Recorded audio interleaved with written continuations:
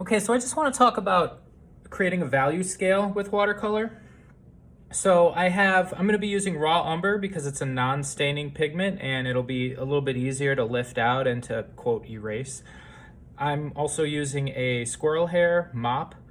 I think this is a mop. I'm using a Kolinsky Sable, which is a little springier, a little more snap. A little bit easier for lifting pigment out of the page and for getting precise detail. And this is going to be really great for lifting pigment out of the page. It's just a really small synthetic brush. So I'm going to begin. I started with I'm just doing a value scale of 5 values. And the reason I'm doing that is so I can go from lightest to darkest, split that down the middle, and then split each of those down the middle. You're welcome to do 7. You're welcome to do 9. You're welcome to do any value scale, really. But I'm just going to do 5 right here. So I'm going to begin by, and I had wet this pigment earlier just to kind of have it soak in for a few minutes before I get started here. So my lightest value is going to be right here. It's going to be paper value. And I'm going to start with my darkest dark for this exercise. So I'm just going to lay this in as dark as I can go. And so with watercolor, there's two things that inform how dark or how light your brush strokes are going to be. And that is how much water is in your brush and how much pigment is in your brush. And so you're going to want to have a paper towel handy just so you can take water out of your brush if you need to. And it doesn't matter if you stay within the lines here. What I am thinking about is getting a nice even wash here. I don't really want parts of it pooling up like are happening already. And so right now my aim is to go as dark as possible. So there's multiple ways to go darker in watercolor. And one of those ways is to just paint wet into wet. And so the way that I'm doing that is right now I'm gonna kind of lay this pigment down and then I'm just gonna get the water out of my brush, clean it out,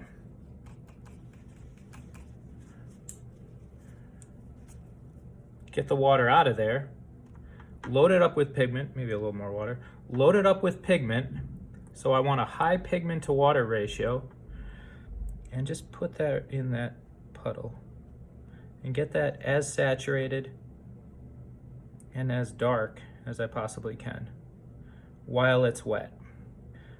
So the other way to get dark with watercolor is to wait until it dries and then to glaze over it. I might have to do that when these are dry, but I'm doing everything I can to get this in this wet into wet stage. So it looks like about as dark as I could get. I could add more pigment. I don't think it's going to get too much darker though.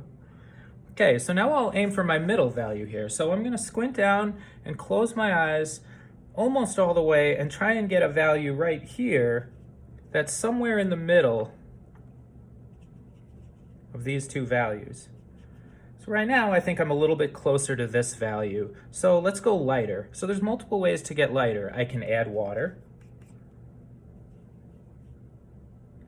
Another way to go lighter is I can take my paper towel and soak up some of that, leaving the white of the page. And another way to go lighter would be to clean out my brush, get my clean water, clean that out, and just soak that up. But I think I need to go darker yet, so I'm going to be adding a little more pigment here. I squint down, I close my eyes. It's going to be really tough to tell if that's, I think that might be a little closer to my darkest dark than my lightest light, but let's maybe bring it up a little bit. Maybe I'll add a tiny bit of water. That's not really working. Maybe I can start removing water.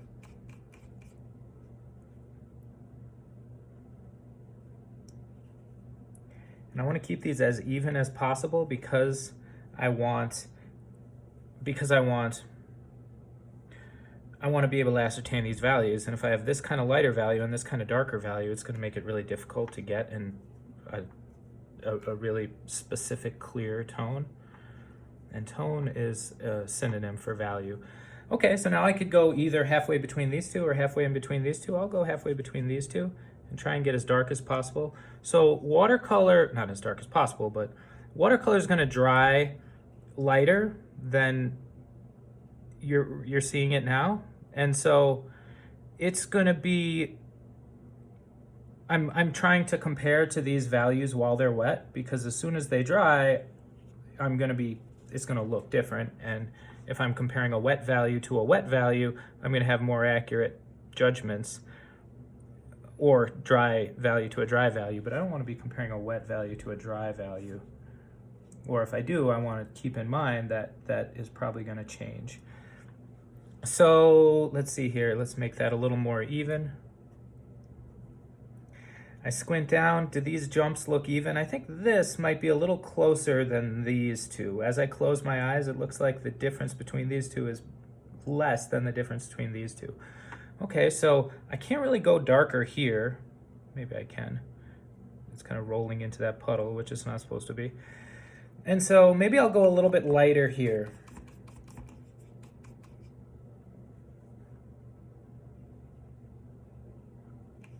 Lifting out some of that pigment. I could use my squirrel hair for that. I'm sorry, the Kolinsky sable. May have gotten a little light there.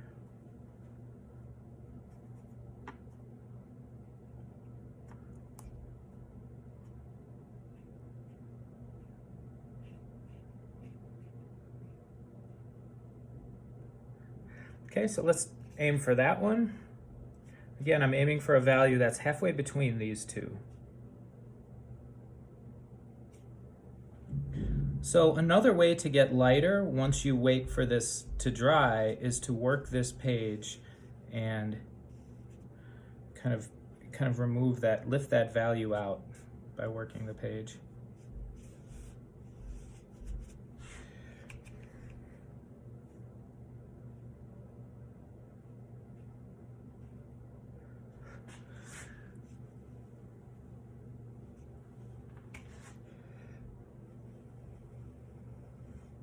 Okay, I squint down, I close my eyes almost all the way, and it looks to me like these two look pretty similar. And so then I ask myself, this jump seems too small, and that jump seems too big. Okay, well, I could go darker here, but that's gonna affect this jump, which I kind of like. So I'm gonna go lighter here, and that's gonna close this gap and increase that gap, which is what I'm going for. So I'm going to take some clean water here, lay a little into this, and just kind of dilute that puddle a little bit more before it dries. And I'm going to kind of, again, take some clean water, wipe off the excess, and just remove some of that. So when you make your scale, you want to make sure that you're not leaving any, that they're not touching, because otherwise they're going to bleed into each other and it's going to be a headache. So at this point, I might wait for this to dry, and then I'll come back to it and really kind of figure out those values and get them a little more accurate. All right. So now I just want to talk real quickly about how to lighten and darken things once it's dry. So I'm going to lighten. I feel pretty good about these values overall. I'm going to lighten this strip right here. And so to do that, I'm going to take my stiff synthetic brush, dip it in clean water, wipe off the excess, and just kind of work that page a little bit and just kind of reactivate those pigments, and then blot it once it's wet. Because again, I'm going for that even wash, and if I have kind of darker spots in here, it becomes harder to really tell what value it is. And if I wanted to just do a light glaze over that piece, I might just dip my brush in a little bit of water and a tiny bit of pigment, because I feel pretty good about that value. It does seem like that jump's a little small. That jump might be a tiny bit big. So I could do a really light wash of value over that.